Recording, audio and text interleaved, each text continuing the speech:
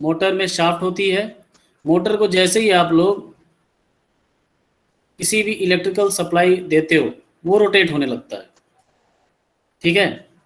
हमारे पास एक मशीन है। आप जैसे व्हीट फ्लोर्स की मिल्स देखे, फ्लोर मिल्स देखे होंगे, वहाँ पे कुछ ना कुछ रोटेट होता रहता है। ठीक है। तो उस चीज को रोटेशन प्रोवाइड करना है, तुम डायरेक्ट मोटर के साथ नहीं जोड़ दें, वो रोटेट होने लगेगा। आजकल इलेक्ट्रिकल व्हीकल आ रही है, वो मोटर पे ही तो काम कर रही है, उसके व्हील्स को मोटर से जोड़ दिया गया है। तो क्या डायरेक्ट जोड़ा गया मोटर के साथ? No sir. यस और नो? No sir. नो। और एक और चीज है कि जो मोटर होती है वो अपने मैक्सिमम स्पीड पर रोटेट करती है, मैक्सिमम स्पीड पे। तो उसके स्पीड को कम भी करना है, कम भी करना है।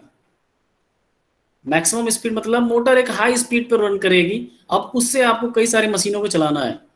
तो हो सकता है कि मोटर के स्पीड के बराबर ही उस मशीन को रोटेट करवाना हो सकता है कि मोटर से कम वाले स्पीड को रोटेट करवाना हो सकता है मोटर की स्पीड से ज़्यादा स्पीड पे रोटेट करवाना हो।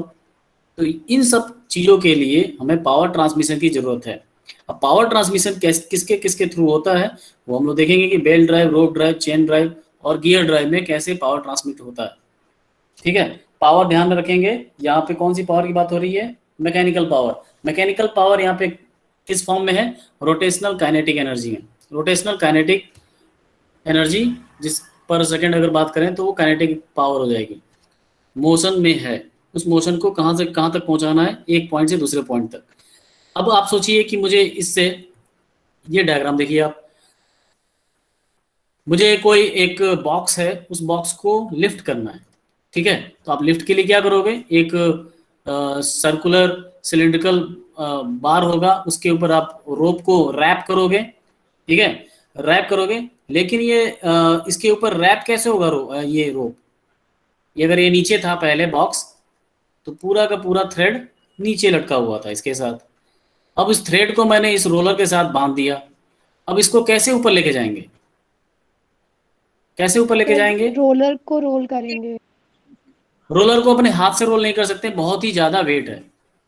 ठीक है। तो रोलर को रोटेट कैसे करेंगे? हमने मोटर लगा दिया, लेकिन मोटर लगाया उसके बीच में एक और मशीन आ गई, क्या नाम है उसका? गियर। अभी गियर है यहाँ पे, गियर बॉक्स, ये गियर बॉक्स है। अब इसमें बहुत सारे गियर लगे होंगे। अभी कई सारे स्टूडेंट को समझ में नहीं आता होगा कि गियर क्या है, कई सारे स्टूडेंट को पता ही नहीं है गियर कैसा दिखता है। वो सारा चीज क्लियर होगा नेक्स्ट क्लास में कि गियर है क्या एक्चुअली, और बहुत ही अच्छे से समझ में भी आएगा। हम लोग देखेंगे कि फोर व्हीलर कार में कैसे गियर शिफ्टिंग होती है, शिफ्टिंग होती है तो कैसे स्पीड चेंज होता रहता है। तो अगर फोर व्हीलर का पता है तो टू व्हीलर का आराम से पता चल जाएगा। ठीक है। तो हम लोग फोर व्हीलर का देखेंगे। अब देखिए यहाँ पे मोटर के पास एक पावर था पी आई। पी आई कैसे पता चलेगा? मोटर एक कांस्टेंट स्पीड से रोटेट होती है, that is capital N.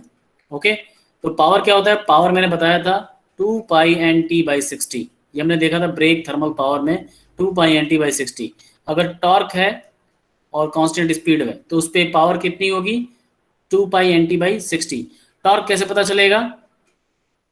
Torque कैसे पता चलेगा? अगर इसको रोकने में, इसको रोकने में, इसके शाफ्ट को, मोटर के शाफ्ट को रोकने में आप कैसे इसको रोक रहे हो? तो आप क्या करोगे? एक इस पे एक रॉड लगा दोगे, इसके शाफ्ट को, शाफ्ट के ऊपर एक रॉड लगा दोगे और इस पे फोर्स लगाओगे just opposite to the rotation, just opposite force लगा दोगे रोकने के लिए। तो आप जितना भी फोर्स लगाओगे, force multiply by this distance, ये हो जाएगा टॉर्क। ठीक है। ये हो जाएगा टॉर्क, टॉर्क निकल जाएगा। और इसका रोटेशन है, रोटेशन को निकालने के लिए मैंने बताया था बहुत पहले ही कि एक मशीन होती है जिसको बोलते हैं टैकोमीटर। टैकोमीटर से उसका आरपीएम पता चल जाता है, टैकोमीटर। ठीक है। तो जब टैकोमीटर से उसकी स्पीड पता चल गया और टॉर्क पता चल गया एक एक्सपेरिमेंट से, तो उसका पावर पता चल सकता है, मोटर का, मोटर का पावर पता चल सकता है। तो मोटर का पावर कितना होगा? 2π/N/60। और ये पावर क्या है? इनपुट पावर है। अब ये पावर जा रहा है कहाँ पे? इस रोलर के ऊपर, विंच उसको बोल रहे हैं, विंच। और बीच में एक गियर बॉक्स, गियर बॉक्स में बहुत सारे कॉन्टैक्ट्स हैं, मेटल टू मेटल कॉन्टैक्ट है, तो कुछ ना कुछ लॉस होगा, पीएल, पीएल लॉस हो गया कुछ, और जो बचा हुआ पावर है उस पावर से इसने लिफ्ट कर दिया इसको। उस वो पावर किस फॉर्म में है? रोटेशनल काइनेटिक एनर्जी के फॉर्म में है। तो ये रोटेट करेगा इसको, रोलर को, रोलर रोटेट होगा तो धीरे धीरे उसके ऊपर जो रोप है, रोप क्या होगा, वाइंड होगा उसके ऊपर, ठीक है। तो जो बॉक्स है, जो वेट है, वो लिफ्ट हो सकता है, ठीक है। तो अब ये बताइए, पावर मोटर के जो पावर है कहाँ से कहाँ ट्रांसमिट हो रही है, यहाँ से लेके यहाँ तक, यहाँ से लेके यहाँ तक हो रही है। तो बीच में क्या लगा है, गियर बॉक्स, क्यों, ताकि, गियर बॉक्स क्यों लगा है, गियर बॉक्स का काम है जो स्पीड है उसको चेंज किया जा सके, स्पीड कम भी किया जा सकता है, ज़्यादा भी किया जा सकता है, गियर का काम ये है। तो मोटर बहुत ही ज़्यादा स्पीड पे रोटेट हो रही है, अगर उस स्पीड पे हम इस वेट को लिफ्ट करेंगे तो हो सकता है ये लिफ्ट, ये बॉक्स जो है ऊपर जाने के बाद पीछे पीछे से गिर जाए। तो यहाँ पे स्पीड बहुत ही कम चाहिए, तो गियर बॉक्स क्या करता है, स्पीड को कम कर देता है। तो पावर ट्रांसमिशन की जरूरत इसलिए पड़ रही है कि हमको स्पीड भी हो सकता है कम ज़्यादा भी चाहिए, ओके। और यहाँ से यहाँ तक का डिस्टेंस है, हो सकता है मोटर सिर्फ वहीं हो जहाँ पे इलेक्ट्रिक सप्लाई की जा रही है। यहाँ पे मेरा घर में सॉकेट है तो मैं मोटर यहीं पे लगा सकता हूँ। अब आप लोग बोलेगे तार लगा सकते हैं, तार लगाएंगे तो आपका जो घर का घर है या फिर जो भी, इसको बहुत ज़्यादा दूर नहीं लगा सकते हैं, वायर निकलेगी, वायरिंग होगी, वायरिंग का कॉस्ट आएगा, वायरिंग के, तो कोशिश करते हैं कि ऐसी जगह पे लगाते हैं जहाँ पे सॉकेट हो, डायरेक्ट करंट मिले। और ये भी हम चाहते हैं, यहाँ पे जो विंच है वो एक तरह से मशीन का काम कर रहा है, ठीक है।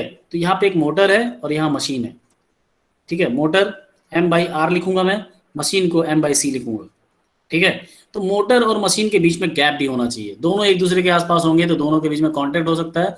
ये अलग स्पीड पे रोटेट कर रहा है, ये अलग स्पीड पे रोटेट कर रहा है, तो दोनों के बीच में कांटेक्ट होगा तो दोनों एक्सीडेंटली दोनों फेल्ड हो जाएंगे, ठीक है। तो दोनों के बीच में डिस्टेंस भी होना चाहिए, इसलिए पावर ट्रांसमिशन की जरूरत है। उस पावर ट्रांसमिशन में देख रहे हैं आप लोग, बीच में एक शाफ्ट लगा हुआ है यहाँ पे भी, और एक शाफ्ट यहाँ पे भी लगा हुआ है, और बीच में उसके क्या है, गियर है। गियर लगाया गया क्यों, टू रिड्यूस द स्पीड और increase the speed, okay, as per the requirement. अब रिक्वायरमेंट यहाँ पे क्या है, स्पीड कम होनी चाहिए। अगर यहाँ पे मुझे गाड़ी को चलाना हो तो स्पीड क्या होनी चाहिए, ज़्यादा होना चाहिए, ठीक है। तो रिक्वायरमेंट ऑफ पावर समझ में आया, क्यों जरूरत है, और ये फॉर्मूला आप लोग याद रखेंगे, power, power equals to 2π/N/T/60, ये याद रखेंगे, नोट भी करेंगे अभी, ठीक है। नेक्स्ट चलें। नेक्स्ट, अब क्या क्या तरीके हैं पावर को ट्रांसमिट करने के लिए, जो हम लोग बात कर चुके हैं, गियर ट्रेन, गियर ड्राइव और gear train, which are use in automobile and engine में, आईसी इंजन में जैसे व्हीकल है उसमें गियर से ही स्पीड को चेंज किया जा सकता है। चेन ड्राइव, चेन ड्राइव आप देखेंगे बाईसाइकिल में होता है, बाईसाइकिल में होता है चेन ड्राइव, और मोटरसाइकिल्स में होता है। कोई मुझे बताएगा, मैं सिंपल सा क्वेश्चन पूछ रहा हूँ, जब पैडल्स होती हैं वहां पे स्प्रॉकेट है एक जिसपे दांत बने हुए हैं, टिथ बने हुए हैं, ठीक है। तो छोटा सा क्वेश्चन है मेरा एक, ठीक है। पैडल्स और एक पीछे भी होता है, पैडल्स किस पे लगे हैं, छोटे वाले पे, बड़े वाले पे, बड़े वाले पे। बड़े वाले पे पैडल्स लगे हुए हैं, बड़े वाले पे, ठीक है। और चेन इसके ऊपर, इन दोनों के ऊपर चेन पास कर रही है। पैडल बड़े वाले पे क्यों लगा है, छोटे वाले लगा देते तो मतलब, या फिर छोटे वाले को आगे रख देते हैं और बड़े वाले को पीछे रख देते हैं, और ये इसको बोलते हैं स्प्रॉकेट, स्प्रॉकेट बोलते हैं इसको। ये गियर नहीं है, ये स्प्रॉकेट है। सोचिएगा आप लोग, क्यों बड़े वाले को आगे रखे हम लोग और छोटे वाले को पीछे रखे, क्यों नहीं उल्टा कर सकते हैं। एक रिवोल्यूशन होगा उसमें, इसके 3 से 4 बेटा रिवोल्यूशन। आवाज नहीं आ रही अपनी, एक सेकंड में, लग रहा है मुझे मेरा वॉल्यूम कम है इसमें, एक सेकंड।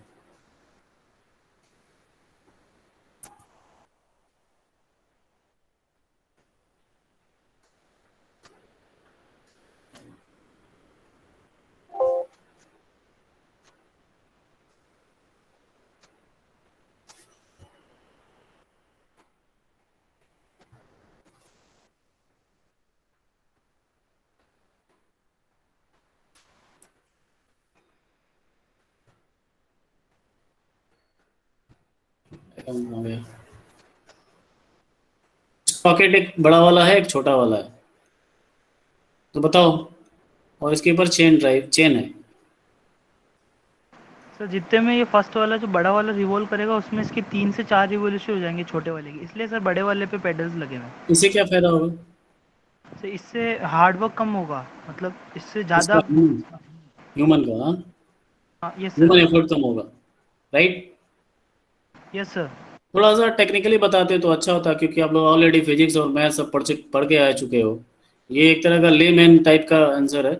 जो आप रिवॉल्यूशन बता रहे हो कि रिवॉल्यूशन ज़्यादा हो जाएगा कम हो जाएगा, थोड़ा सा फिजिकल जो फिजिक्स के जो टर्म्स हैं, torque, force, sir torque displacement. ज्यादा होगा क्योंकि लेंथ डिस्टेंस टॉर्क ज्यादा हो कहाँ पे ज़्यादा जाएगी। होगा बेटा? मतलब छोटे पेडल से डिस्टेंस ज्यादा हो जाएगी और फोर्स कम लगाना पड़ेगा तो। यस। यहाँ पे देखिए, हमें क्या है, पावर चाहिए। पावर चाहिए किसी भी चीज को आगे बढ़ाने के लिए, मूव कराने के लिए।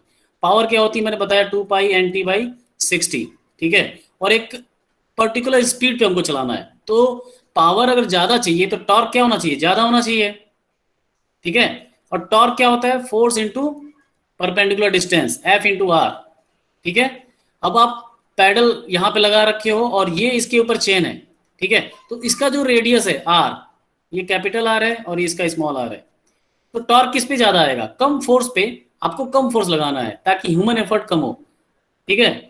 हमको फोर्स कम लगाना है ताकि हम ज्यादा देर तक फोर्स साइकिल को चला सकें, ठीक है। तो फोर्स हमको कम लगाना है, तो क्या बढ़ा सकते हैं हम, रेडियस बढ़ा सकते हैं, ठीक है, to get more torque, to get more power. That's why the bigger sprocket is at pedal side, okay.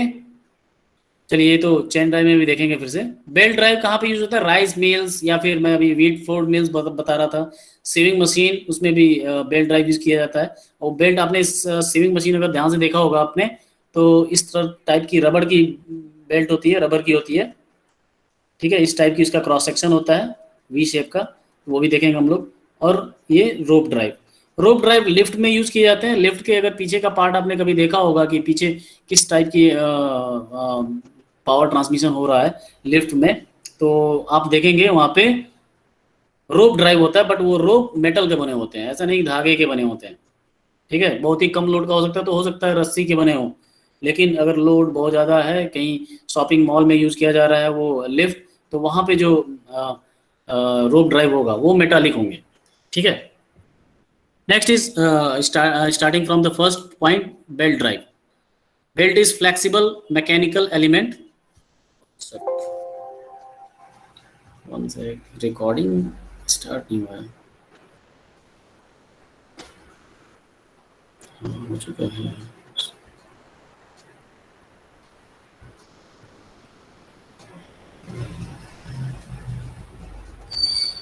Belt is a flexible mechanical element that transmit power from one shaft to another shaft. Belt is flexible, ध्यान रहे यहाँ पे बस एक ही point important है, flexible. ये तो हमको पता ही है कि पावर ट्रांसमिट करने के लिए काम आता है ये सब, लेकिन ये फ्लेक्सिबल है। फ्लेक्सिबल का मतलब है, फ्लेक्सिबल का मतलब क्या है, लचीली। लचीली, ठीक है, लचीली तो सही बात, हाँ लचीली है। बट मान लो कि मुझे दो चीज़ों के बीच में पावर को ट्रांसमिट करना है यहाँ से यहाँ तक, ठीक है। बेल्ट लगा दिया है यहाँ पे मैंने, ठीक है। तो बेल्ट का लेंथ भी तो फिक्स हो गया ना, कितने लंबे कितने लेंथ का बेल्ट हम यूज करने जा रहे हैं, ये फिक्स हो गया। लेकिन मान लो कि इन दोनों के बीच का डिस्टेंस मुझे बढ़ाना है, तो ये बेल्ट में मैं एक और बेल्ट जोड़ दूं तो बेल्ट बढ़ा भी सकते हैं, ठीक है। तो belt is a flexible in terms of the its geometrical property also and its materialistic property. Material इसका फ्लेक्सिबल है, ओके, और ज्योमेट्री भी इसका चेंज किया जा सकता है, that transmit power from one shaft to another shaft. अब यहाँ पे देखिए आप लोग, बेल्ट जो यूज किया जा रहा है ये पावर ट्रांसमिशन के लिए यूज किया जा रहा है। आपको दिख रहा होगा यहाँ पे एक मशीन यूज किया जा रहा है, उस मशीन को ट्रैक्टर से पावर दिया जा रहा है। जो मशीन, जो ट्रैक्टर है, उसका जो क्रैंक शाफ्ट बाहर निकला होता है, उसके ऊपर बड़ा सा एक रोलर लगा दिया गया क्रैंक शाफ्ट पे, और उस पर बेल्ट को रैप कर दिया गया है, ठीक है। और ये पावर ट्रांसमिट हो रहा है, पावर ट्रांसमिट। अब ये बताइए यहाँ पे स्पीड ज्यादा होगी या फिर यहाँ पे स्पीड ज्यादा होगी, 1 और 2, कहाँ पे? सर 1। 1 पे स्पीड ज्यादा होगी, मतलब आप लोग नहीं, सबको नहीं बोल सकता, जो भी स्टूडेंट ने आंसर दिया है। 1 पे कैसे बेटा? सर वो ज्यादा फास्ट मूव करेगा, वो उसका एरिया छोटा है। मैं पूछ रहा हूँ क्यों, कैसे, कोई फॉर्मूला आपके पास? नहीं सर, वन वो वाला, मैं उसको वन समझ रहा था, जो ट्रैक्टर के फ्रेम शाफ्ट है ना, वो उसको वन वन। समझ रहे थे? अच्छा, जी, मैं लिख रहा हूँ, दिख उसके रहा लिए है बोल ना? रहा हूँ। यस सर, दिख रहा है। पहले मैंने सोचा वो वन है, आपने इधर लिखा था। चलो तो कई बार क्या होता है, हम छोटे वाली चीज को देख ही नहीं पाते हैं चलते हुए, तो हमको पता नहीं चलता, हमको बड़ा बड़ा चीज दिखता है, हमको लगता है बहुत फास्ट चल रहा है। ऐसा नहीं है। मैंने बताया पावर। पावर क्या है? P I equals to P output. अगर लॉस नहीं होता है तो P input equals to P output. ये मतलब यहाँ से जो पावर दे रहा है वही पावर यहाँ पे पहुंच रही है। और मैंने बता दिया 2 पाई N1 T1 अपॉन 60 बराबर होगा आई 2 पाई NO डिवाइडेड बाई 60। ठीक है, ये दोनों बराबर होंगे ना? हाँ या ना? आप लोग बोलोगे नहीं तो आगे कैसे बढ़ेंगे? पावर लॉस नहीं हो रहा है ऐसा एज्यूम किया जा रहा है, पावर लॉस इज जीरो। तो ये P input equals to P output होगा। Yes sir. Yes sir. ये इनपुट है, ये आउटपुट है। ठीक है, तो 2 pi NI TI divided by 60, 2 pi NO TO divided by 60, ये सब कैंसिल हो जाएंगे। NI TI equals to NO TO, ये भी होगा। अब ये बताइए टॉर्क कहाँ पे ज्यादा है? फर्स्ट पे। फर्स्ट पे। फर्स्ट मतलब आउटपुट पे, राइट? Yes sir. फर्स्ट का मतलब है आउटपुट पे। टॉर्क ये ज्यादा है, टॉर्क ये कम है। तो स्पीड कौन सा कम होगा, कौन सा ज्यादा होगा? समझ में आया ये बात? समझ में आया? Yes sir. ओके। अब ध्यान रहेगा ये कि ये कौन सा स्पीड है? एंगुलर स्पीड है, ध्यान रहे। ये हम लोग एंगुलर स्पीड को लिखते हैं 2 पाई N/60, 2 पाई N/60। ठीक है, ये आरपीएम के टर्म में बोला जा रहा है, नंबर ऑफ रोटेशन पर सेकेंड। और ये एंगल के टर्म में बोल रहा है कि नंबर ऑफ रेडियन पर सेकेंड। नंबर ऑफ नहीं, हाउ मच रेडियन पर सेकेंड इट इज रिवॉल्विंग। ठीक है, हाउ मच रेडियन। ये बता रहा है साइकिल। साइकिल बोल दिया, अगर एक एक रोटेशन है तो मतलब 2 पाई। समझ में आ रहा है? लेकिन एन क्या है? आरपीएम। आरपीएम मतलब रोटेशन पर मिनट, ध्यान रहे। डिवाइडेड बाई 60 इसलिए क्या है? क्योंकि इसकी यूनिट क्या होती है? रेडियन पर सेकेंड। ये किसी को समझ में आ नहीं रहा है क्या? ये हम लोग देख चुके हैं पहले भी। ओमेगा रेडियन में बताएगा कि एक सेकंड में ये कितना रेडियन कवर कर रहा है। Okay, angular displacement. और एन का मतलब है कि एक मिनट में कितना रिवॉल्यूशन कर ले रहा है जो रोटेटिंग बॉडी है। Okay, I think it is clear to all. Okay, it is clear. Yes और ये सर। किस टाइप का बेल्ट है? आप देख रहे हो, फ्लैट बेल्ट है। फ्लैट, फ्लैट है। फ्लैट मतलब समझ रहे हैं? इसकी जो थिकनेस है बहुत ही कम है।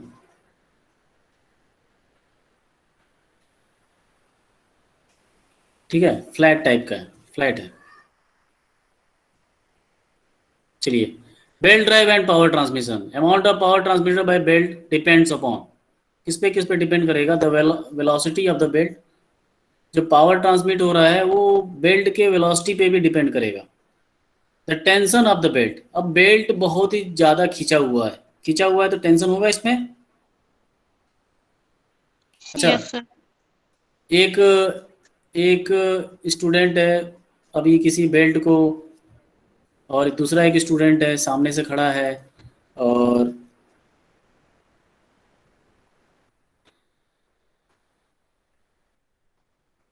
तो ध्यान से बताइएगा, एक रोप को दोनों मिलके खींच रहे हैं, ठीक है?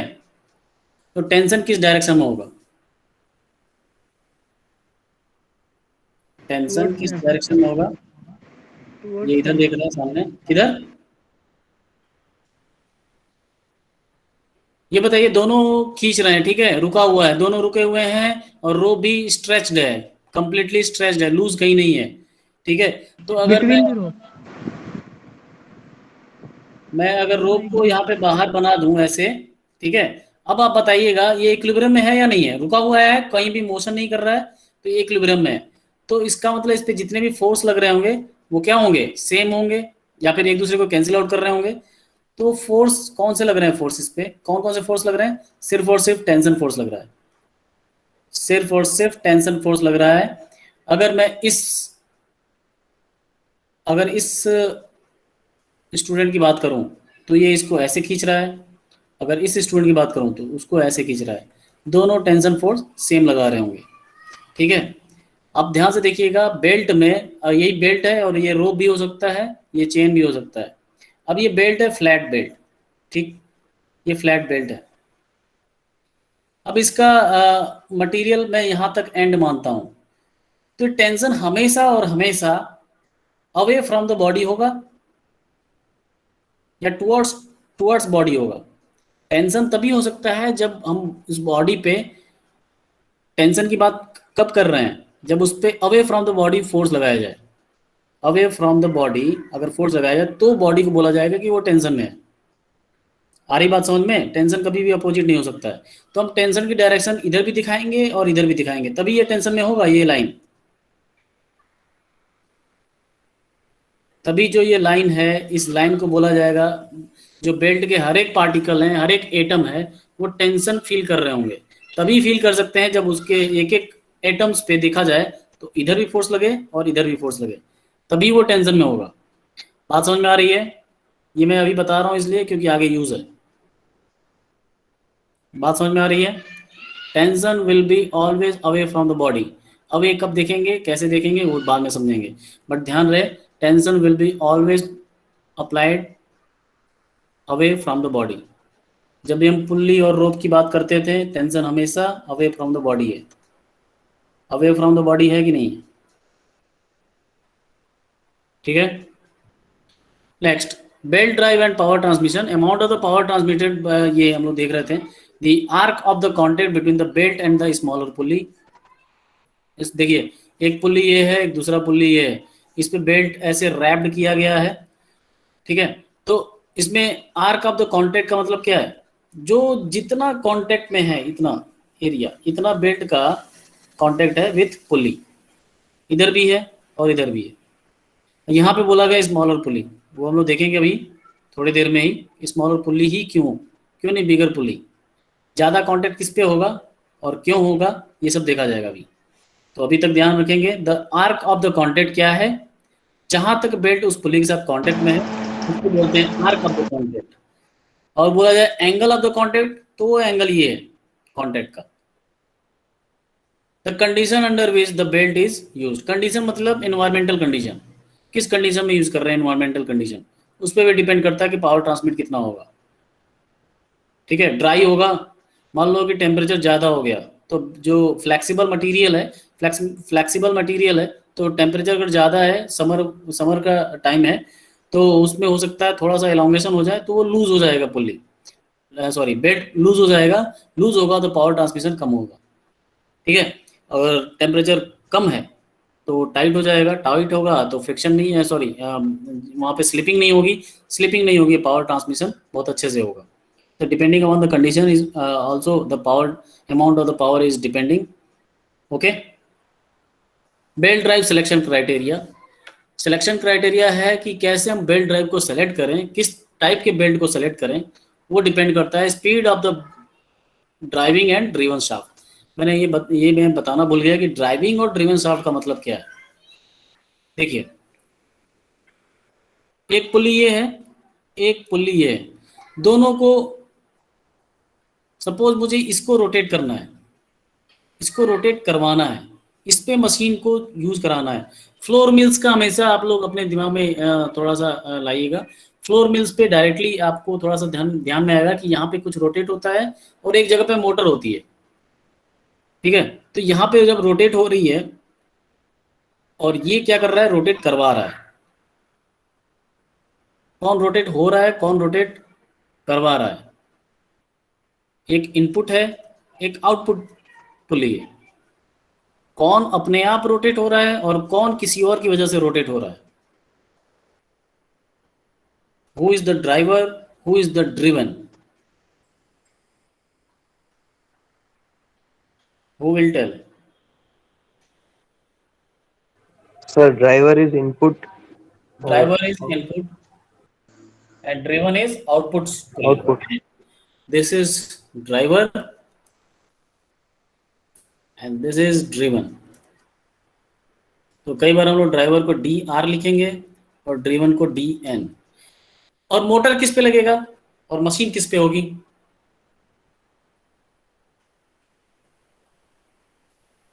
मोटर किस पे होगा, मशीन किस पे होगी? जल्दी बताओ। मोटर इनपुट पर से। मोटर इनपुट पे होगा और आउटपुट पे मशीन। अभी ये किसको नहीं समझ में आ रहा है? मशीन अपने आप नहीं चलती है, मशीन को कहीं ना कहीं से आपको इनपुट पावर देना पड़ेगा, इनपुट से पावर लेना पड़ेगा, ठीक है। मोटर हमें डायरेक्ट मिलता है मार्केट से, मोटर हम यूज कर सकते हैं। Motor is also machine but it provide the power to another machines, तो मशीन बिना मोटर के ना चल पाए, ठीक है। ये motor machine just an example. अभी यहाँ पे कई चीज़ हो सकता है, यहाँ पे कुछ और चीज़ हो और यहाँ पे पावर हमको किसी और को देना हो सकता है वो रेसिप्रोकेटिंग मोशन भी कर रहा हो, जरूरी नहीं है रोटेटरी मोशन ही कर रहा हो। मोटर आपको याद होगा, हम लोग ने रेसिप्रोकेटिंग पंप देखा था, याद है आपको? रेसिप्रोकेटिंग पंप में मोटर लगा था कि नहीं लगा था? पिस्टन को मूव कराना था हमको आगे पीछे, इसके साथ जुड़ा हुआ था पिस्टन रॉड के साथ जुड़ा था कनेक्टिंग रॉड से जुड़ा था क्रैंक, और क्रैंक के साथ जुड़ा था क्रैंक शाफ्ट। और ये क्रैंक शाफ्ट कैसे, किसकी वजह से रोटेट हो रहा था? क्रैंक शाफ्ट के साथ कौन लगा था? मोटर। वही इसको रोटेट करा रहा था, तो क्रैंक रोटेट हो रही थी, फिर ये आगे पीछे हो रहा था, ये भी आगे पीछे, और पिस्टन मूव कर रहा था इन द सिलेंडर, ठीक है। तो यहाँ पे मोटर है और ये मशीन है, ठीक, ये मशीन था, ठीक है। तो ड्राइविंग एंड ड्रिवन शाफ्ट, दो शाफ्ट होंगे, एक ड्रिवन जो किसी और की वजह से रोटेट हो रहे होंगे, और एक होगा ड्राइविंग जो रोटेट हो रहा होगा इलेक्ट्रिक पावर से या कोई और अनदर सोर्स जिसकी बात हम लोग नहीं करेंगे, जो ऑलरेडी रोटेट हो रहा है, उसकी वजह से हमको पावर को ट्रांसमिट करना है from input to output. Power to be transmitted, कितना पावर चाहिए उसके ऊपर डिपेंड करता है कि बेल्ट ड्राइव कैसा होना चाहिए। पॉजिटिव ड्राइव रिक्वायरमेंट मतलब लॉसेस एकदम zero, slipping zero, slipping between the contacts of the belt and pulley, slipping must be zero. Space available, कितना जगह आपके पास है उसके अकॉर्डिंग आप बेल्ट ड्राइव को चूज करोगे। पुल्ली कितनी दूरी पर लगाए, मान लो मेरे पास कमरे का साइज इतना है, मैंने एक पुल्ली यहाँ पे लगाया और एक पुल्ली यहाँ पे लगाया है, तो सही है। लेकिन आप सोच रहे हो कि मैं पावर यहाँ पे है, पावर अवेलेबल यहाँ पर है और पावर ट्रांसमिट करना है यहाँ पे मशीन है, तो इस स्पेस में तो ये पॉसिबल नहीं है। तो on the basis of the space available you can choose the belt drive, okay. Speed reduction ratio, आपको कितना स्पीड रिड्यूस करना है, on the basis of that. अभी मैंने बताया कि बड़े पुल्ली से छोटे पुल्ली, बड़े पुल्ली का स्पीड कम होता है, छोटे पुल्ली का स्पीड ज़्यादा होता है, ठीक है। तो आपको कितना स्पीड, तो उसके अकॉर्डिंग आप क्या करोगे, पुल्ली की साइज छोटी या ज़्यादा कर सकते हो। तो on the basis of also the speed reduction कितना चाहिए, उसके बेसिस पे भी हम बेल्ट ड्राइव को सिलेक्ट करेंगे। Next one is centre distance between the shaft. ये centre distance between the shaft and this space available both are almost same. अभी ये स्पेस सेंटर डिस्टेंस मतलब इस पुली से सेंटर का डिस्टेंस कितना है वो डिपेंड करता है, also it is depending on space available, दोनों सेम बात कह रहा है। शाफ्ट लेआउट, शाफ्ट हो सकते हैं कि शाफ्ट एक दूसरे के पैरेलल हो। देखिए शाफ्ट के ऊपर ही पुल्ली लगेगी, ठीक है, दोनों एक दूसरे के पैरेलल हो, तो पैरेलल लेआउट है। एक शाफ्ट हो सकता है कि ऐसा हो और एक शाफ्ट वर्टिकल हो, तो ये पावर ट्रांसमिशन कुछ और तरीके से होगा। तो किस तरह का शाफ्ट लेआउट है, on the basis of that we are also going to choose belt drive. Service condition, service कैसा दे रहा है, मेंटेनेंस कितना है इसका, उस पर भी किस टाइप का बेल्ट होगा वो हम डिसाइड करेंगे कि सर्विस कंडीशन मतलब सर्विस आप कितने दिन तक देना चाहते हो, तो उसके बेसिस पे बेल्ट का जो मटेरियल है उसको डिसाइड किया जाता है कि कौन से मटेरियल वाला बेल्ट यूज़ किया जाए। तो मटेरियल भी देखेंगे अभी, मटेरियल भी आता है आपके एग्जाम में। Okay, next is belt type. Belt type देख पा रहे हैं आप लोग? Belt type, flat belt. अब जो ये डायग्राम आपको समझ में आ रहा है कि नहीं, है क्रॉस सेक्शन है ये। कोई पुल्ली है ऐसी, इसके ऊपर ये डिस्क डिस्क शेप का पुल्ली है। मैं बनाता हूँ, कोशिश करता हूँ।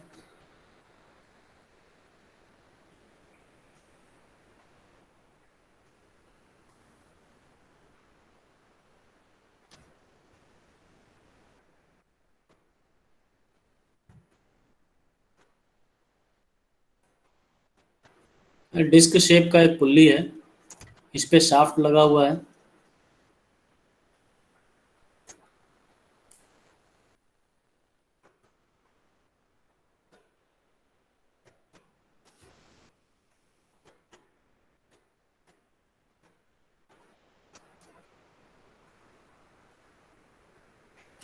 ये शाफ्ट लगा हुआ है इस पे, ठीक है। तो ये पुल्ली है, इसके ऊपर हम बेल्ट लगाएंगे। इसके ऊपर बेल्ट रैप किया जाएगा।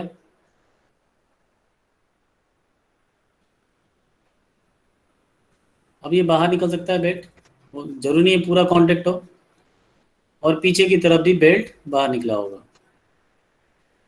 समझ में आ रहा है ये? ठीक है।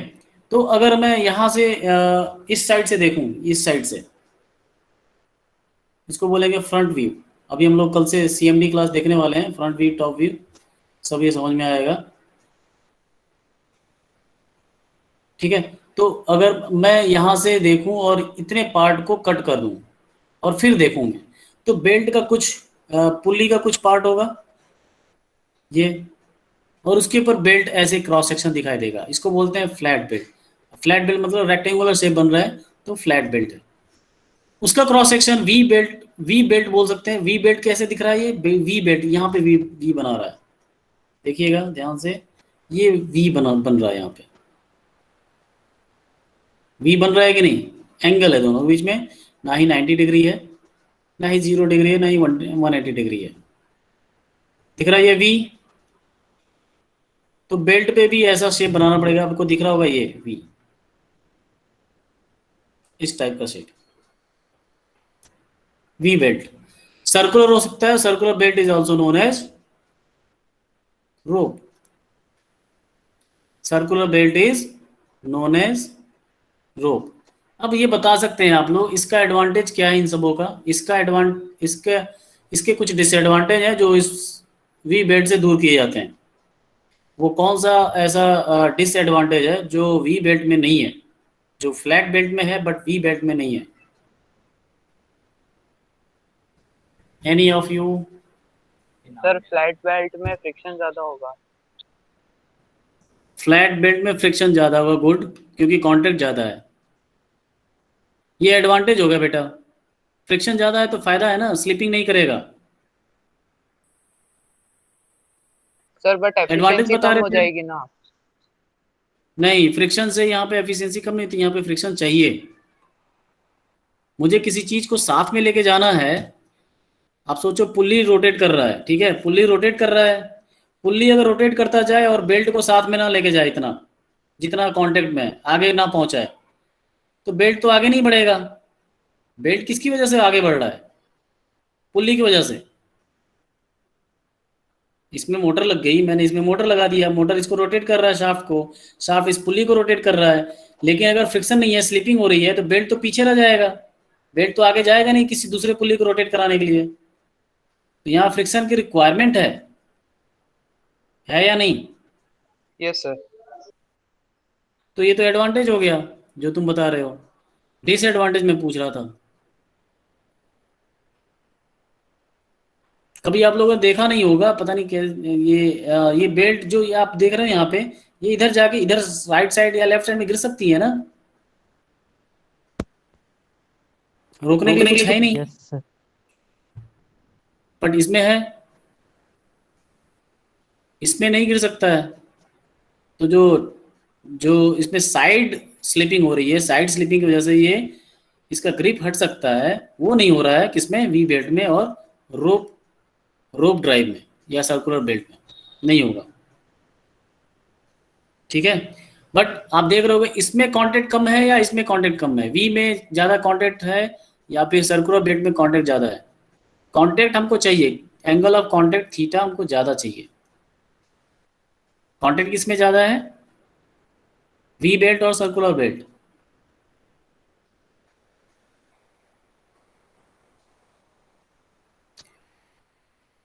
I think students are not attending the class properly. They just join the class. Joining and attending both are different.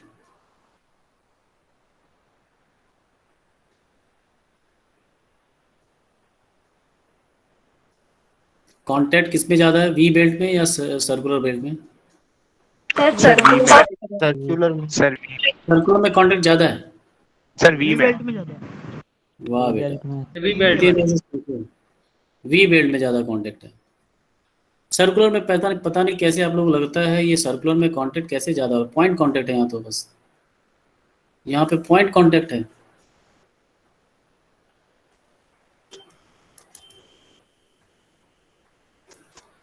यहाँ तो पॉइंट कांटेक्ट है बेटा,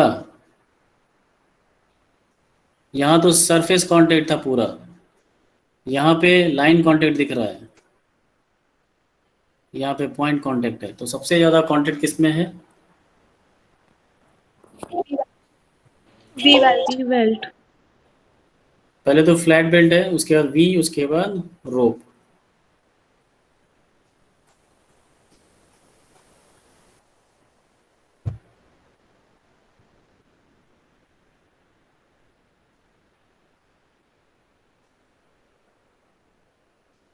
एक सेकेंड होल्ड कीजिए आप लोग।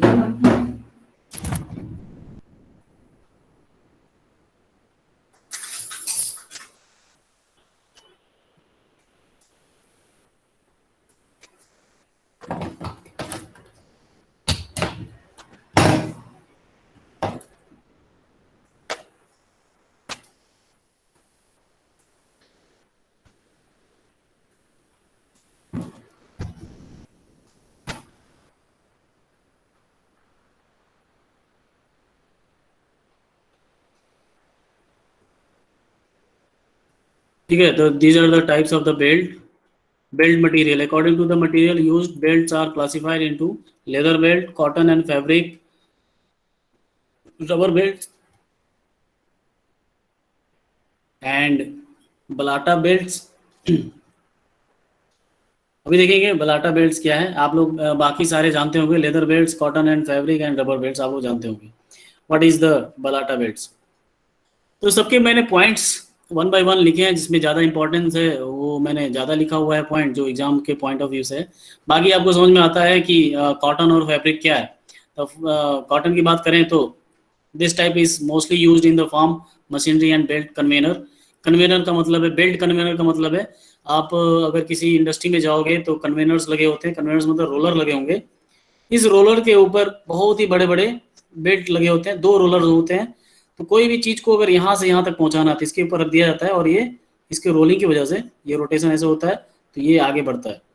तो ये कोई भी अगर आपने कोई भी स्टफ आपने यहाँ पर रखा तो आगे मूव करता जाता है, ठीक है। तो इसको बोलते हैं कन्वेनर। तो इस पे जो बेल्ट यूज़ किए जाते हैं वो इस पे ज़्यादा वेट नहीं होता है, तो उसको कॉटन या फैब्रिक बेल्ट से यूज़ किया जा सकता है। Leather belt, this is the most important type of belt. This belt is found in zip. This belt is more expensive than other belts made of both are recycled materials. To become a leather belt is strong, the one layer of leather is joined to another layer to become more stronger, increase the thickness of the belt. और ये thickness बढ़ जाएगा। एक belt है इतने thickness का, हमने दूसरा मटेरियल उसके साथ बॉन्डिंग किया और दूसरा, तो एक तरह से कंपोजिट मटेरियल बन जाता है। बट ये फ्लैक्सिबल है, मेटालिक नहीं है, कंपोजिट मटेरियल है बट फ्लैक्सिबल है, तो इसकी स्ट्रेंथ और भी ज़्यादा बढ़ जाएगी। Leather surface provides reliable grip.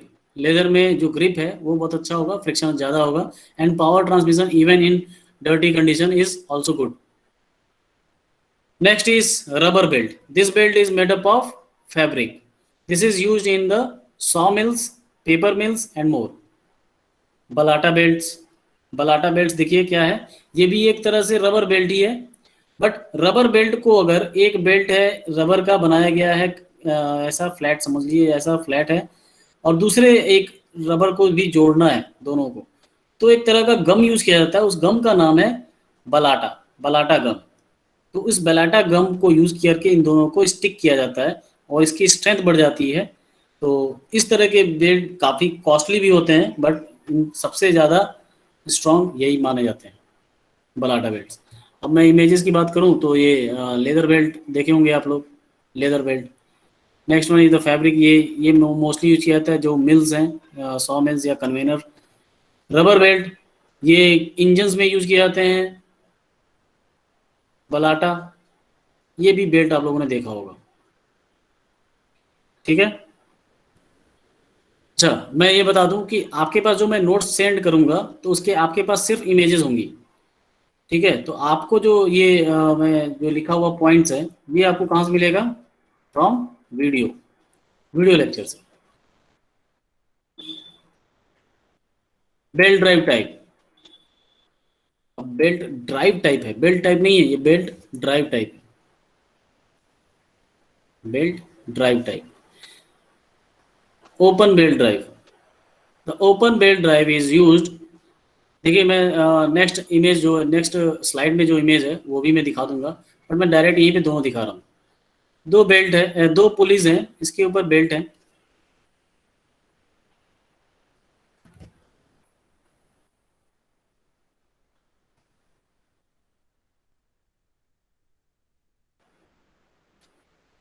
ये मैंने इसके ऊपर एक बेल्ट लगाया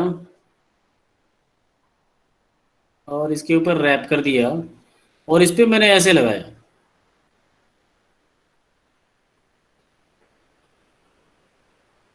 किसमें बेल्ट की ज्यादा जरूरत पड़ेगी? अगर दोनों के बीच का सेंटर डिस्टेंस सेम है, सेंटर डिस्टेंस सेम, किसमें बेल्ट की जरूरत ज्यादा होगी? First one, second one? Second वाले। Second one. सेकंड में बेल्ट की ज्यादा जरूरत होगी। सर सेम होगा। सेम होगा कैसे बेटा?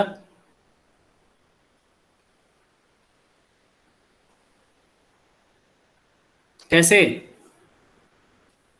सर अनफोल्ड करे तो इसको अनफोल्ड करोगे तो सेम कैसे हो जाएगा? मुझे समझ नहीं आ रहा है। कोई आपके पास कैलकुलेशन होगा उसके हिसाब से बता रहे हो या इमेजिनेशन है?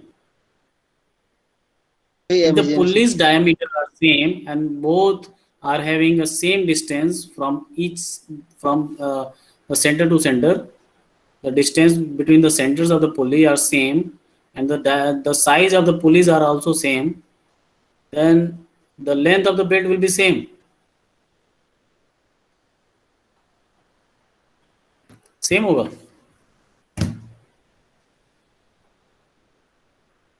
बोलो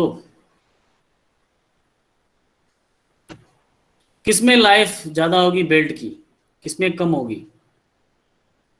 अच्छा बेटा ये बताओ, ऐसे अगर मैं बेल्ट को लेके जाऊं और बेल्ट को मैं ऐसे लेके जाऊं, दोनों लेंथ सेम है?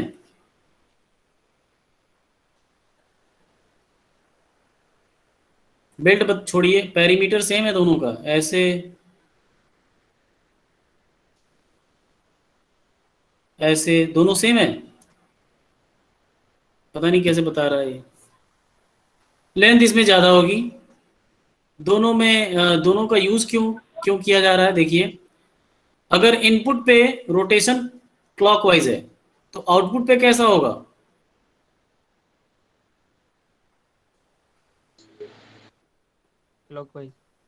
क्लॉकवाइज ही होगा।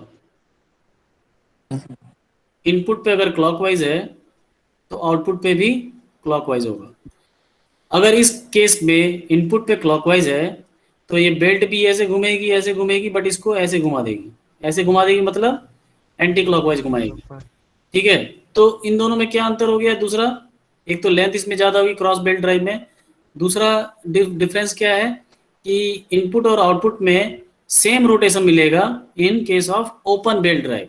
दिस इज ओपन स्पेस है यहाँ पे, और इसको बोलेंगे क्रॉस बन रहा है, तो क्रॉस बेल्ट ड्राइव। तो सेकंड की बात कर रहा हूँ मैं, क्रॉस बेल्ट ड्राइव। बट इसमें डिसएडवांटेज एक और है कि दोनों बेल्ट एक दूसरे के पास से ही गुजरेंगे, तो हो सकता है दोनों के बीच में लगातार कांटेक्ट हो और ये दोनों मूव कर रहे हैं एक दूसरे को, तो एक दूसरे को रब करेंगे मतलब वियर आउट होगा, तो इसके बेल्ट का लाइफ कम होगा in case of cross belt drive. Okay, third है belt drive with idler pulleys. Idler pulleys का मतलब है ऐसे पुलिस जिनका काम पावर ट्रांसमिशन में तो नहीं है, but providing some supports, extra supports. जैसे ये दो पुली हैं, एक इनपुट है एक आउटपुट है, ठीक है। बीच में ये पुली इसलिए लगाए गए हैं क्योंकि ये जो बेल्ट है इसके वेट की वजह से यहाँ पे कॉन्टेक्ट को कम कर देगा। सपोज ये दो पुलीज हैं और इनके ऊपर बेल्ट ऐसे रैप किया हुआ है, ठीक है। अब बेल्ट के पास भी अपना खुद का वेट है, ठीक, तो खुद के वेट की वजह से ये हो सकता है यहाँ पे नीचे चला जाए, ऐसे रोटेट करे, ठीक है। तो आप देख रहे होगे कि कांटेक्ट कम हो जाएगा अगर ये लूज होता है, तो कांटेक्ट जितना कम होगा पावर की ट्रांसमिशन की वैल्यू कम हो जाएगी। इसलिए यहाँ पे आइडलर पुली लगाए जाते हैं ताकि ये कांटेक्ट बना रहे, ठीक है, ये कांटेक्ट बना रहे। अगर ये लूज होता तो कांटेक्ट हो सकता है यहीं तक रहे, इतना ही एंगल रहता, ठीक है। तो इस तरह से बहुत सारे पुलिस लगाए जाते हैं कि पावर ट्रांसमिशन आपको ऐसी जगह पे करना है जहाँ पे बहुत दूर है और कई डायरेक्शन में जा के दूसरे पावर, जैसे ये ड्रिवन पुलिस है, ये एक ड्रिवन पुली है, ये एक ड्रिवन पुली है, ये एक ड्रिवन पुली है। ड्रिवन मतलब यहाँ कई सारी मशीनें लगी हैं, मशीन 1, मशीन 2, मशीन 3, 3 मशीनों को रोटेट कर रहा है ये ड्राइवर पुली। तो यहाँ पे बहुत सारे बेल्ट को ऐसे ले जाओगे, तो हो सकता है कई जगह पे आपको टाइट चाहिए, तो यहाँ पे एक आइडलर पुली, एक यहाँ आइडलर पुली, ऐसे आइडलर पुली बहुत सारे लगाने पड़ेंगे। कंपाउंड बेल्ट ड्राइव, अब इसमें कैसा लग रहा है आपको? अब देखो ये पुली है पहला और ये दूसरा पुली है। जो दूसरा और तीसरा पुली है, दोनों एक ही शाफ्ट से जुड़े हुए हैं, मतलब दोनों का स्पीड क्या होगा? सेम होगा, दोनों का स्पीड सेम होगा। अब ये दोनों मिलकर क्या बना रहे हैं? Compound belt drive. देखिए अब ये बेल्ट से मान लीजिए स्पीड है N1, तो यहाँ पर जैसे ही आएगा स्पीड बदल जाएगा क्योंकि साइज क्या है? छोटी है, छोटे वाले पुली से लगा है ना, ये शाफ्ट, पुली और बेल्ट, 3 चीजें हैं यहाँ पे, ध्यान दीजिएगा इस पे। यहाँ पे पुली बड़ी है, ये देखो पुली बड़ी है पहली, दूसरी पुली ये है छोटी वाली, तो यहाँ N1 है स्पीड, तो दूसरा वाला पुली है वो किस पे रोटेट करेगा? N2, ठीक है। तो दूसरा वाला पुली लगा तो इसी शाफ्ट पे है, एक ही शाफ्ट पे लगे हुए हैं, तीसरी वाली पुली भी। तो तीसरी वाली पुली किसकी वजह से रोटेट कर रहा है? शाफ्ट की वजह से रोटेट कर रहा है कि नहीं? ये बेल्ट की वजह से नहीं कर रहा है, शाफ्ट की वजह से कर रहा है, तीसरी पुली। एम आई राइट? Yes sir. ठीक है, इसमें मोटर लगा हुआ है, इस शाफ्ट में मोटर लगा हुआ है, इस मोटर से ये शाफ्ट रोटेट कर रहा है, शाफ्ट की वजह से पुली रोटेट कर रहा है, पुली के ऊपर बेल्ट लगा, बेल्ट जाके किसको रोटेट किया? दूसरे वाले पुली को, दूसरे वाले पुली ने किसको रोटेट किया? शाफ्ट उसके साथ जुड़ा हुआ है, शाफ्ट रोटेट होने लगा। अब शाफ्ट उसी स्पीड पे रोटेट करेगा जिस स्पीड पे दूसरी वाली पुली रोटेट कर रही थी, ठीक है। तो यहाँ पे स्पीड आते ही N2 हो गया, तो यहाँ पे जो शाफ्ट है वो भी किससे रोटेट करेगा? N2 से करेगा। N2 के साथ क्या लगा हुआ है? पुल्ली भी किस स्पीड पे रोटेट करेगी? N2 से करेगी, क्योंकि शाफ्ट और पुल्ली दोनों एक दूसरे से फिक्स्ड कांटेक्ट में, ठीक है। तो angular rotation, angular velocity both will have same angular velocity, ठीक है। अब उसके ऊपर बेल्ट लगा हुआ है, बेल्ट जाके अब दूसरे चौथे पुल्ली को रोटेट कराएगा, अब इसकी स्पीड अलग होगी, N4 होगी, मतलब N1 अलग है, N2 इक्वल्स टू N3 और N4 अलग है, ठीक है। मतलब N1 इज, अब बताइएगा आप लोग रिलेशन बताइए, N1, N2, N3 and N4, यहाँ पे बीच में ग्रेटर देन होगा या लेस देन होगा? N1 और N2 में? Greater than. लेस देन होगा बेटा, पहली पुली बड़ी है। हाँ, N1 is less than N2। Yes, और N2 एंड N3 में क्या होगा? इक्वल टू इक्वल होगा। N3 एंड N4 में ग्रेटर देन ग्रेटर देन होगा। N4 ग्रेटर होगा। Sir N4 sir N3 greater than होगा। N4 छोटा है ना N3 से? हाँ, तो यस सर। ठीक है, कॉन्टेक्ट में देखिएगा ध्यान से, कौन है? 3 के साथ 4 है, तो 3 और 4 का ही कंपेयर होगा on the basis of pulley size. समझ में आ रहा है? आ गया होगा समझ में, आई थिंक। अब यहाँ पे स्टेप्ड और कोन पुल्ली है। जैसे स्टेप्ड और कोन पुल्ली का मतलब है साइज, ये बेल्ट को शिफ्ट किया जा सकता है अलग अलग पुल्लीज पे। तो शिफ्ट करोगे तो अलग अलग टाइप के स्पीड मिलेंगे आपको, स्पीड रेशियो मिलेगा। ठीक है, तो ये शिफ्टिंग किया जा सकता है। Shifting is also possible on belt drive. Fast pulley, loose pulley, जैसे कि यहाँ पे भी शिफ्टिंग का है प्रोविजन कि फास्ट, ये देखिए स्टेप्ड और कोन पुली का मतलब is use for changing the speed of the driven shaft while main shaft runs at a constant speed. Main shaft यहाँ पे रोटेट एक ही स्पीड पे कर रहा है, लेकिन हम इस पुली को कभी इस पे रख सकते हैं, ठीक है, तो इसके साथ इसको इस पे रखना पड़ेगा। एंगल ऐसे तो नहीं रख सकते ना, ऐसे नहीं रख सकते। इस पे रखोगे अगर बेल्ट को, तो इसके साथ इस पे रखना पड़ेगा आपको। ठीक है, यहां पर क्या है, एक लूज पुली है और एक फास्ट पुली है। लूज और फास्ट पुली में फास्ट का मतलब फिक्स है वो, लूज पुली मतलब वो आगे पीछे हो सकता है। यहां पर इस पुली को यहाँ पे आगे पीछे कर सकते हो, मतलब ये फास्ट पुली को यहाँ पे जो मशीन शाफ्ट है और ये मोटर शाफ्ट है, मोटर इसके साथ लगा हुआ है। तो fast pulley keyed to the driven shaft, pulley which is keyed मतलब जोड़ा गया है की से मतलब ये की निकाल दोगे तो लूज हो जाएगा, और की लगाए रखोगे तो फास्ट हो जाएगा, मतलब फिक्स हो जाएगा। To the driven shaft, loose pulley का मतलब pulley not keyed to the driven shaft, it can freely rotate, ये फ्रीली रोटेट हो रहा है। मतलब अगर जब इसके ऊपर लगाओगे, इस वाले पुली के ऊपर बेल्ट लगाओगे, तो शाफ्ट रोटेट नहीं करेगी, सिर्फ ये पुली रोटेट करेगा, और ये फ्री है शाफ्ट से। फ्री मतलब कोई कांटेक्ट नहीं है, बहुत ही लूज है, तो सिर्फ अपने ये पुली रोटेट करेगा, शाफ्ट रोटेट नहीं करेगा। लेकिन जब इसके ऊपर लगाएंगे फास्ट के साथ, तो क्या होगा, ये फिक्स है एक दूसरे के साथ, शाफ्ट और फास्ट पुली दोनों फिक्स है एक दूसरे में। तो जब फास्ट पुली रोटेट करेगी तो शाफ्ट को भी रोटेट करेगी। ठीक है, तो इसका काम कब है, जब मशीन को बिना बंद किए हम पावर ट्रांसमिशन बंद कर सकते हैं। ठीक है,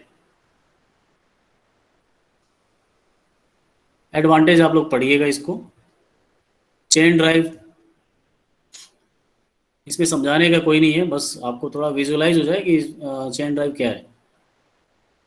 तो काफ़ी विजुअलाइज हो रहा होगा आपको। इसमें स्प्रॉकेट आप देख रहे हैं, और ये मैंने अभी डिस्कस किया था कि पैडल साइड में कौन सा होगा, स्मॉलर और लार्जर। लिंक से बने होते हैं ये लिंक, चेन लिंक्स होते हैं, छोटे छोटे लिंक होते हैं और इससे जोड़े जाते हैं, तो ये मेटालिक होता है।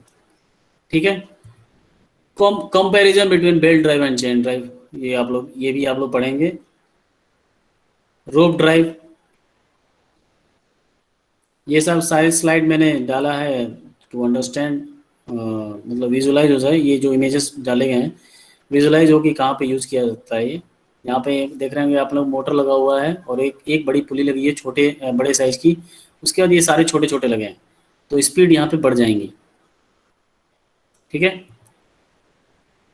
लिफ्ट में यूज़ किया जा सकता है, मैंने बताया था मेटालिक रोप्स यूज़ किया जाता है। ये आप लोग देखे होंगे ट्रेन, रेलवे स्टेशन के पास बहुत सारे डेड वेट लटकाए जाते हैं, तो वहाँ पे भी मेटालिक रोप की ज़रूरत पड़ती है। ठीक है, तो आज के लिए इतना ही है। नेक्स्ट क्लास में वो देखेंगे गियर ड्राइव। अभी किसी को डाउट है तो पूछ लो, अभी किसी को डाउट है तो पूछ लीजिए। कुछ रिलेशन मैंने लिखवाया था वो याद रखेंगे, N1T1 इक्वल्स टू N2T2 या NITI equals to NOTO। Sir tension का एक बार रिपीट कीजिए। टेंशन में क्या रिपीट करूं बताओ? सर जो फर्स्ट वाला बॉडी था उस वैसे टेंशन पुलिंग फोर्स कहते हैं, तो Yes. फर्स्ट वाले के लिए बाद वाला होगा या खुद का होगा? देखो देखो देखो मैं दिखा रहा हूँ।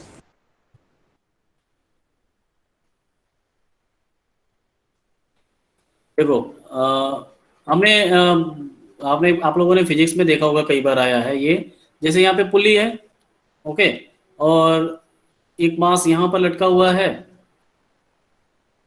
और इसको कोई पुल कर रहा है। एक लड़का है जो इसको पुल कर रहा है, खींच रहा है, ठीक है।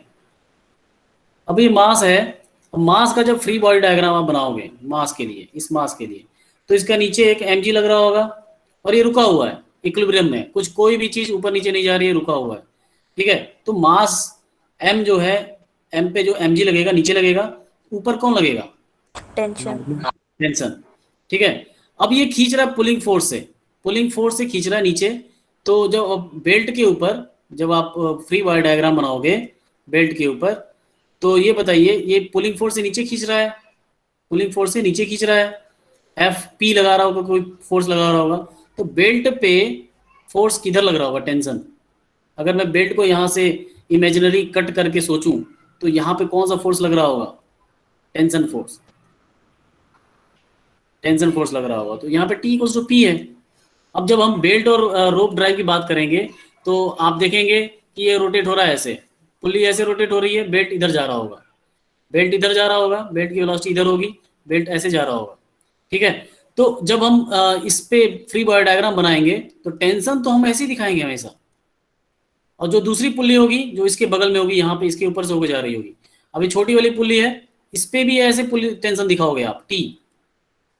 अब ये T1 T2 होता है इसमें, अभी मैं बताऊंगा कि T1 और T2 कौन सा होता है, कैसे होता है, ये अलग टेंशन यहाँ पे डिफरेंस होते हैं।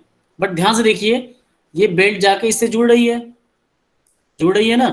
लेकिन जब अलग अलग पुल्ली की बात करेंगे, अलग अलग पुल्ली का एनालिसिस करेंगे, तो टेंशन इसमें देखोगे कि दूर जा रही है, यहाँ पे भी दूर जाएगी। इस पुल्ली की बात करेंगे तब भी टेंशन दूर जाएगी, ये भी टेंशन दूर जाएगी। ये T1 है, ये T2 है। अवे फ्रॉम द बॉडी, अगर कोई भी टेंशन को अगर आप अवे फ्रॉम द बॉडी, कहां से लग रहा है आपको बताओ? अवे फ्रॉम द बॉडी कैसे लग रहा है? अवे फ्रॉम द बॉडी है ये। Yes sir. नहीं है, पूछ रहा हूं। जब हम बेल्ट को देखेंगे तो बेल्ट ऐसा फ्लैट बेल्ट है, ये फ्लैट बेल्ट किसी पुल्ली के ऊपर रैप्ड, ओवर रैप्ड है, ठीक है। तो यहाँ पे जो टेंशन आप देखोगे तो tension away from the body होगा। ये जो क्रॉस सेक्शन होगा इस पे भी tension away from the body होगा, तभी तो टेंशन आएगा इस पूरे फाइबर में। कोई भी टेंशन अगर इधर दे दोगे तो ये तो लूज हो जाएगा अंदर की तरफ। Tension is just a force. मैं किसी भी ऑब्जेक्ट पे अगर ये ऐसे, सपोज ये वायर है, मैं दिखा रहा हूं, एक सेकंड आप लोग देखिएगा। ये वायर दिख रहा है? Yes sir.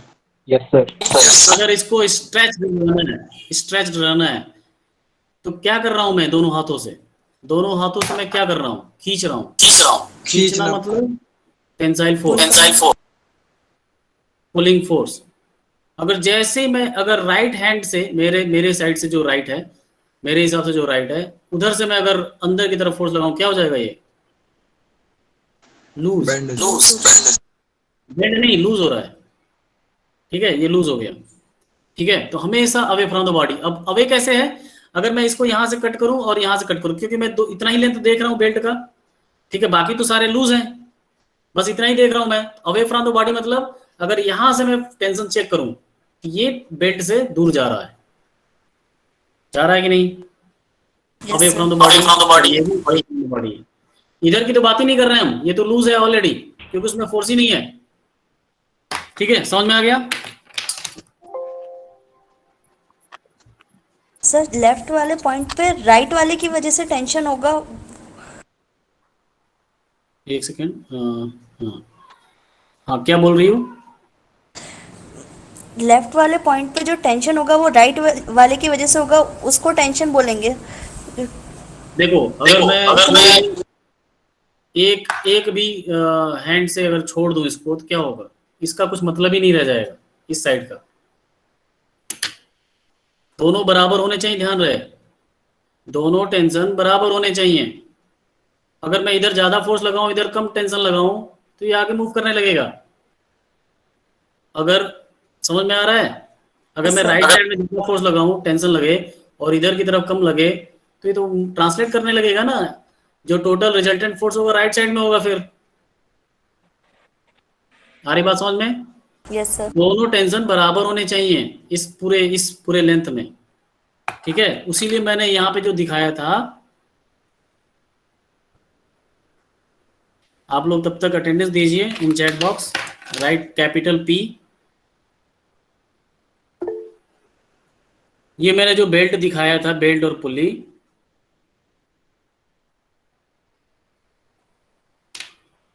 अगर यहाँ पे बेल्ट और पुली मैं बनाऊं, यहाँ पे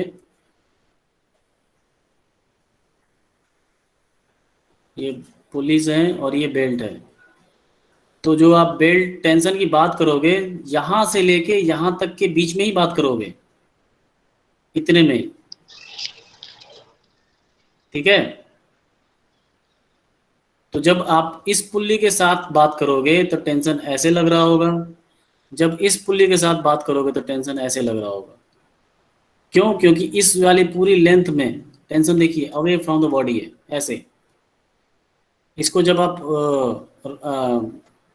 अनराउंड करोगे, अनवाइंड करोगे इसको जब, तो ये सीधा हो जाएगा। तो टेंशन एक ऐसे है और एक टेंशन ऐसे है, ठीक है।